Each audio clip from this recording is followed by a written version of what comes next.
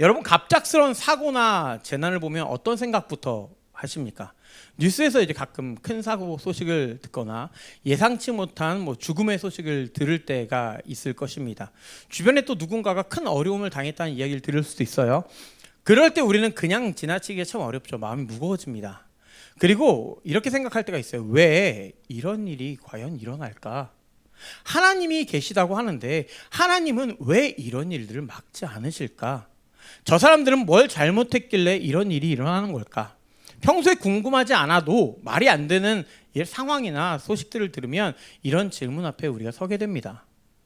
누군가의 갑작스러운 죽음 소식은요, 내 하루도 언제든 또 죽음 앞에 있다는 사실을 일깨워 주기도 해요. 오늘 본문에서도요, 갑작스러운 죽음의 소식이 나옵니다. 그리고 사람들은 그 소식을 가지고 예수님 앞에 나와요. 그리고 예수님께 자연스럽게 질문하죠. 왜 이런 일이 일어났습니까? 그 사람들에게 무슨 일이 있었습니까? 이렇게 질문했을 거예요. 그러나 예수님은 그 사건을 사람들이 생각하는 방식으로 풀지 않으세요. 대신 예수님은요, 그들의 시선을 옮기십니다. 사건을 바라보는 눈을 바꾸십니다. 그리고 열매라는 단어로 결론을 내리십니다. 오늘 우리도 말씀을 통해 우리가 갇혀있던 틀에서 깨어나는 시간이 되었으면 좋겠어요. 그러면서 하나님이 찾으시는 열매가 무엇인지 찾아보고 그 열매를 맺으며 살아가는 우리가 되었으면 좋겠습니다. 그럼 맞춰서 세 가지 함께 보도록 하죠. 첫 번째로요, 판단은 열매가 아닙니다.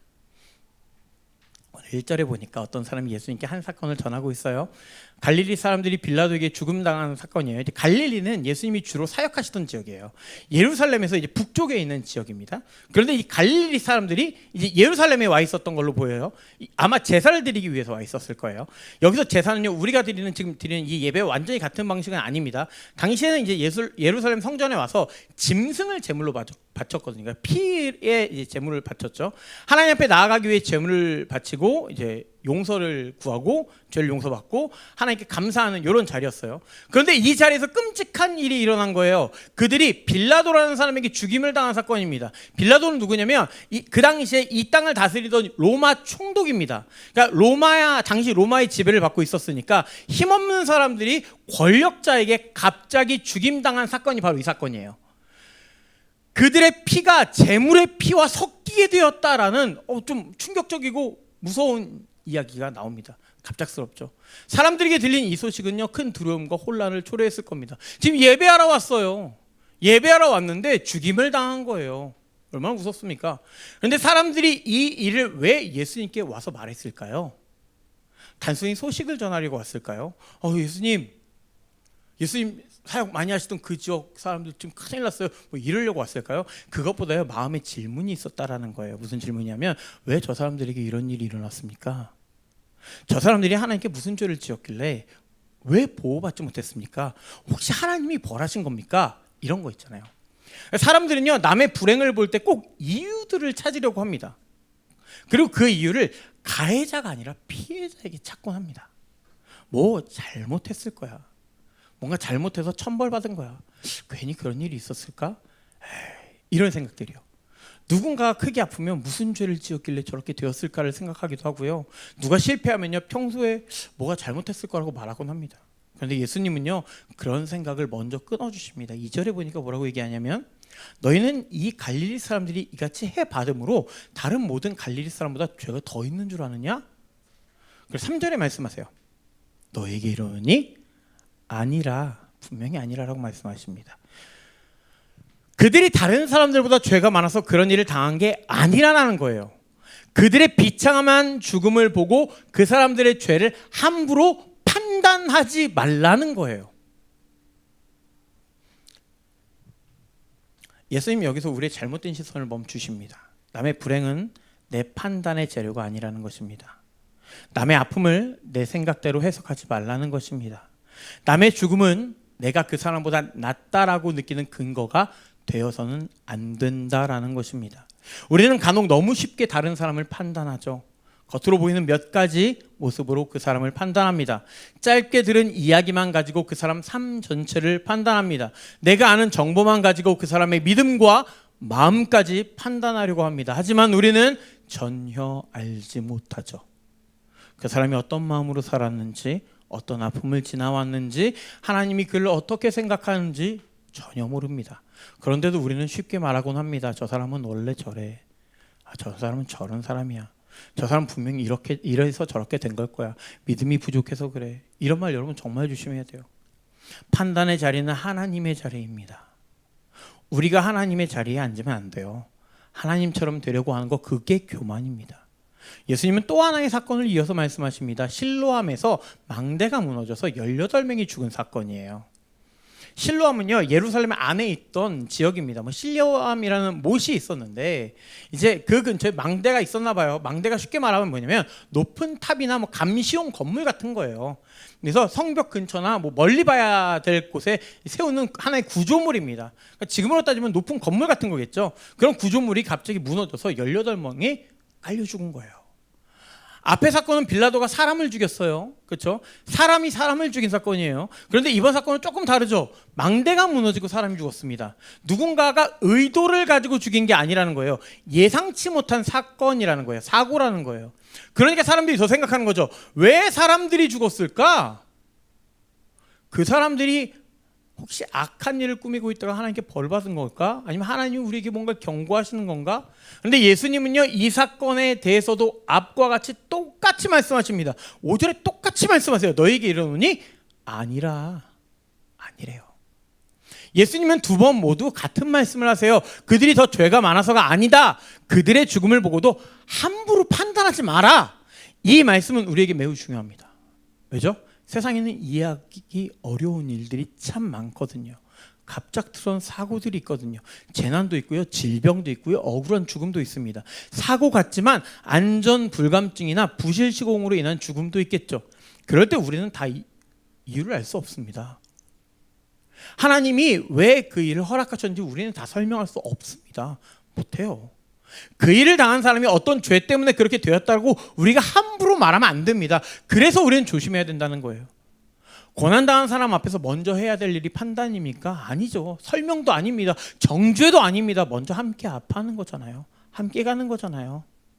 긍휼히 여기는 거잖아요. 우는 사람들과 함께 울라고 하셨잖아요. 그 사람이 무너지지 않게 옆에 있어주는 거잖아요. 하나님이 찾으시는 열매는 판단이 아닙니다.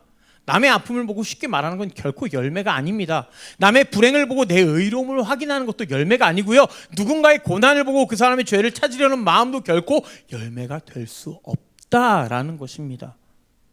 우리는 남의 일을 보면서 쉽게 판단하는 자리에서 이제 내려와야 됩니다. 그런데 예수님 여기서 끝내지 않으세요. 그리고 예수님이 그들이 죄가 많아서가 아니라고 하시면서 이어서 바로 뭐라고 하냐면 너희도 회개하지 않으면 다 이와 같이 망할 거다라고 말씀하세요. 이 말씀은요, 남의 죽음을 보고 이제 겁 좀 먹어라 이런 뜻이 아니에요. 꼭 그렇게 들으시는 분들이 있는데 아니에요. 빨리 회개하지 않으면 너네도 쟤들처럼 다 죽을 거야 겁박하시는 것도 아닙니다. 오히려 이 말씀은 우리의 시선을 완전히 바꾸시는 겁니다. 그 사람들이 왜 그렇게 되었을까 이런 생각 말고 나는 하나님 앞에서 어떻게 살고 있는가를 보라고요. 그 사람들 죄 생각할 생각에 시간에 나부터 보자고요. 남의 죄를 찾는 시선에서 내려와서 내 죄로 눈을 돌려서 나부터 찾아보자라고요. 그리고 우리 자신이 주님 앞에서 죄악된 부분이 있었는지 찾아보자고요. 더 정확히 말씀드리면 남의 불행을 보고 그 사람의 죄를 찾지 말고 먼저 자신의 죄와 삶을 보라라고 말씀하시는 거예요. 남을 판단하는 자리에서 내려와서 너희부터 하나님께 나아가자라는 거예요. 우리부터 하나님 앞에서 열매 맺는 삶을 살라라는 것입니다. 이제 나의 불행을 보고 판단하는 우리 시선을 멈추고 남의 불행을 보고 판단하는 우리 시선을 멈추고 그 시선을 우리 자신에게 돌리며 하나님 앞에 나아가는 그리고 열매 맺는 우리가 되길 주님의 이름으로 축복드립니다. 두 번째는요, 회개예요. 회개는 열매 맺는 자리로 나아가는 것입니다. 이어서 나와요. 예수님은 두 사건을 말씀하신 뒤에 같은 말씀을 반복하십니다. 3절 5절에 똑같이 말씀하세요. 너희도 만일 회개하지 않냐면 다 이와 같이 망하리라. 아까 말했죠. 이 말씀 잘못 들으면 좀 무섭지 않아요? 마치 하나님이 벌 주시려고 시험 치시는 분처럼 느껴집니다. 감독관인 거죠. 너네 회개 안 하면 지금부터 내가 시간 줄게. 이 안에 회개 안 하면 너네 다 지옥 갈 거야. 이런 느낌이 아니에요.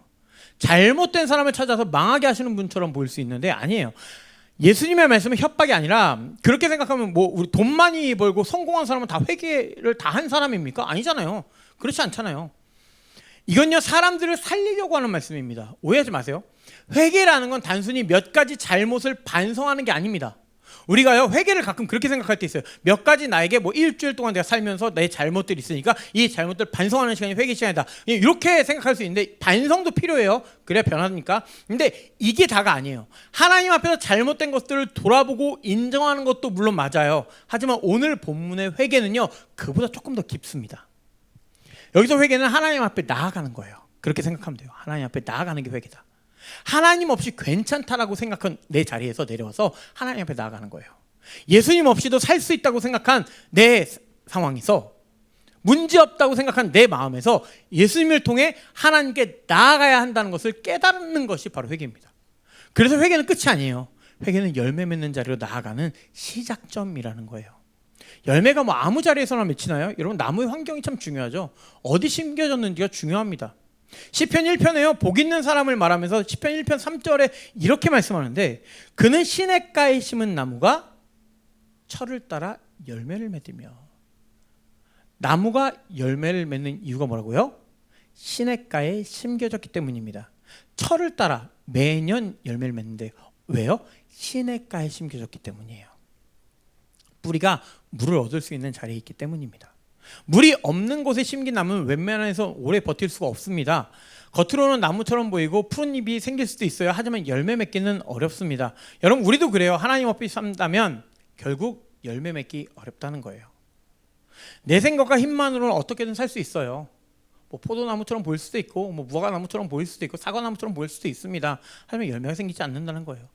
오래 버티기 힘들고 말라간다는 거예요. 사람의 인정에 뿌리를 내리고 내 것에만 뿌리를 내리면요 잠깐 괜찮아요.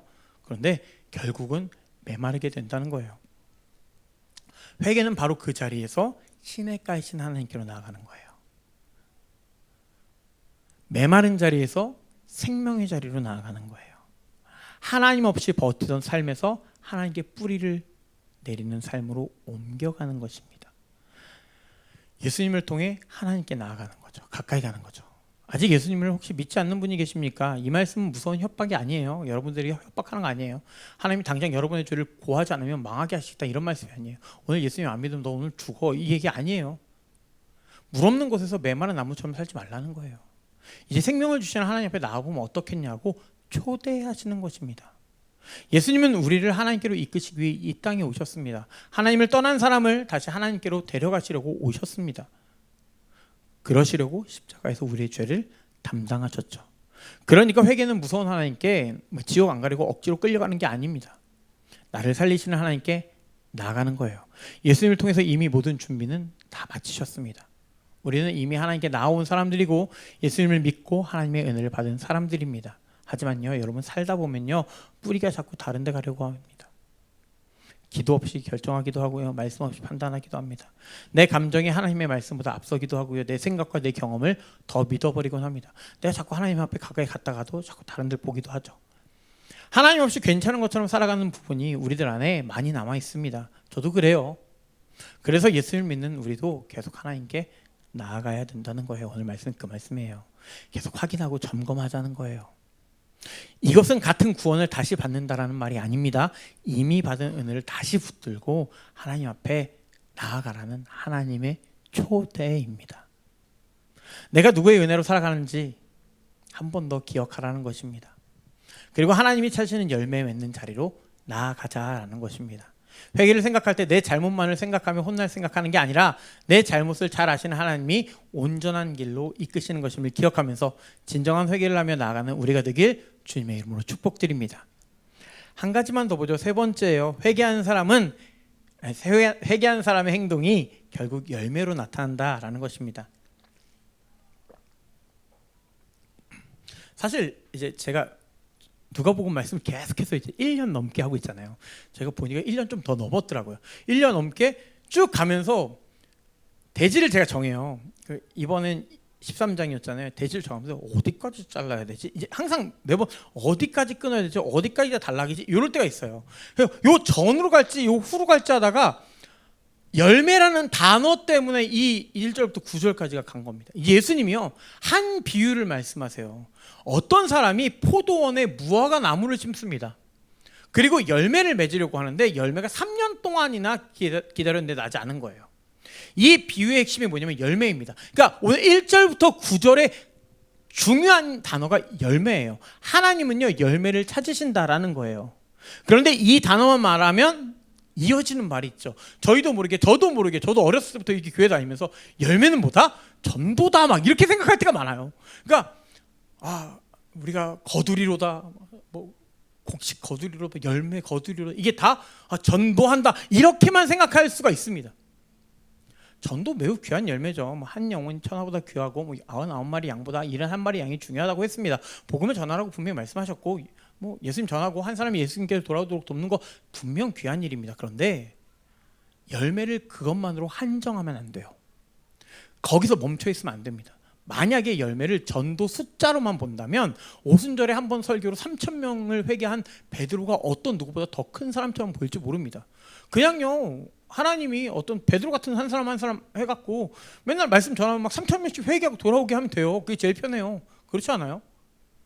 그게 다가 아니라는 거예요. 성경은요 사람의 열매를 전도 숫자로만 말하지 않습니다. 성경이 말하는 열매는 뭐냐면 하나님께 나온 사람에게 나타나는 삶이에요. 이게 사실 더 어렵죠. 하나님을 믿는다고 말하는 사람의 삶에 실제로 드러나는 모습이에요. 이게 열매예요. 아까부터 사실 열매에 대해서 계속 얘기하면서 열매에 대해서 말은 안 했잖아요. 지금 말하라고 말씀드린 겁니다. 하나님의 자녀가 되고 천국 백성이 되는 것은 우리의 행위로 안 돼요. 우리가 어떤 열심으로 하나님의 자녀가 되는 건 아니에요. 우리가 선한 일을 막 한다고 우리가 넌 천국 갈 수 있어 이렇게 되는 건 아니에요. 그렇게 되면 우리 다 죽어요. 우리 천국 못 가요. 천국 문 앞도 못 가요. 근처도 못 가요. 저 멀리서 죽어요. 우리는 아무것도 할 수 없어요. 그래서 예수님이 나를 위해서 죽으시고 내가 그 죽으심 때문에 그거 믿고 가는 거예요. 그걸 보여 의지해서 가는 거예요.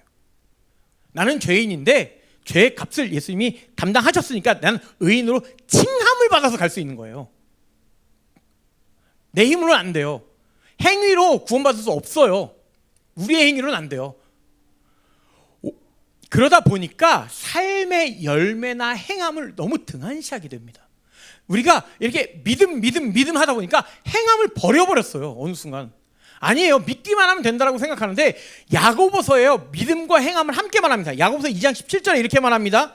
행함이 없는 믿음은 그 자체가 죽은 것이라 분명히 말씀하고 있습니다. 18절에 이어서 말합니다. 나는 행함으로 내 믿음을 너에게 보이리라. 믿음은 어떻게 보인대요? 행함으로 보인대요. 행동이 우리를 구원하는 건 아니에요. 분명히 말씀드려요. 아니에요. 우리는 선한 일을 많이 해서 구원받은 게 아니에요. 우리는 예수님의 은혜로 구원받아요. 하지만 믿음은 행동에서 드러납니다. 마음에 믿음이 있으면 그 믿음은 삶에서 드러납니다. 나타납니다. 하나님께 나아간 사람이라면 그 사람의 말과 행동, 태도, 선택에 조금씩이라도 변화가 생기겠죠. 열매가 바로 그거예요. 열매가 이거예요. 이렇게 바뀌는 거. 하나님을 사랑하는 마음이 삶으로 이웃에게 행동으로 나타나는 거예요. 긍휼히 여기는 마음도 있겠죠. 용서하려는 노력도 있을 겁니다. 정직하려고 애쓰는 마음도 있을 거고요. 약한 사람을 함부로 대하지 않는 모습도 있을 거예요. 내가 옳다는 마음만 붙들지 않고 하나님 앞에서 나를 돌아보는 태도들도 있을 겁니다. 오늘 말씀처럼 남을 판단하기보다 먼저 긍휼히 여기고 품으려는 마음도 있겠죠. 이것이 하나님이 찾으시는 열매입니다. 여러분 생각해 보세요. 누가 여러분을 사랑한대요. 누가 와서 누구야 난 너 너무나 사랑해 이러는데 행동이 전혀 그렇지 않아요. 극단적으로 표현할게요. 제 얼굴에 침을 뱉어요. 사랑한다고 하면서 막 때려요. 틈만 보면 때리고 제가 싫어하는 행동만 골라서 해요. 집에 계십니까? 아니죠. 싫어하는 행동만 계속하면서 난 너 사랑해 말로만 그래요. 그럼 우리는 뭐라고 해요? 말로만 사랑한다고 하는 입만 산 놈이라고 합니다. 아니잖아요. 행동에서 나타나죠. 그 눈이 다르잖아요. 숨길 수가 없어요. 가끔요 저희 교회는 없어요. 저희 교회는 절대 없어요. 청년들 중에 큰 교회 이렇게 가끔 보면 청년들 중에 야 쟤랑 서로 좋아한다 이게 보일 때가 있어요. 눈에서요 걔만 보면 뚝뚝 떨어져요. 막 원래 그렇지 않습니까? 막 뚝뚝. 저도 네. 어쨌든 아닌 경우도 뭐 가끔 있지만 사람의 성격에 따라서 다를 수도 있어요. 그런데 여러분 이렇게 뭔가 바뀌는 거 있죠. 저 사람이 저랬던 사람이 아닌데, 저 사람이 이랬던 사람이 아닌데 바뀌네. 왜 바뀌었지? 이게 열매예요. 전도요? 아까 전도 얘기했죠. 예수 믿으세요, 예수 믿으세요 돌아다니면서 하시는 거 물론 좋아요. 그런데 만약에 내가 예수 믿고 변화되잖아요. 사람들이 먼저 알아요. 저 사람 왜 혹시 로또 당첨됐나? 요즘에 뭐 달라진 거 뭐예요? 저 교회 다녀요. 달라지는 삶, 변화되는 삶. 너도 예수 믿어? 요즘에 그렇게도 얘기 안 하죠. 너도 교회 다녀? 이렇게 얘기하겠죠.